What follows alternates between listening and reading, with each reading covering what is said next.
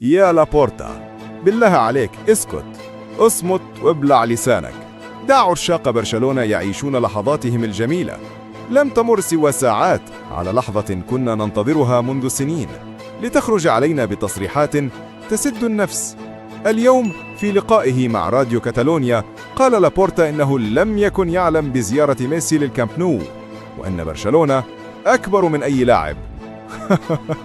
نعم، نعرف أن برشلونة هو النادي، وميسي كان لاعبا في النادي. شكرا على التذكير الفلسفي. ثم أضاف أن الوقت غير مناسب للحديث عن عودة ميسي، وأنه من باب الاحترام للنادي وميسي ممكن تقام له مباراة تكريمية على الكامب نو الجديد.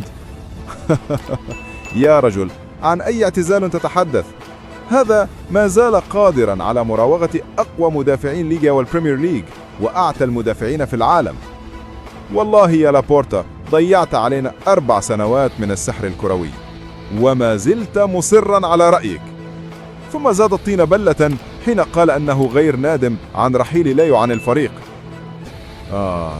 هذا الرئيس سيقتلنا غيظا. يا رجل اصمت، أو من الأحسن أصمت أنا. ولكم التعليق.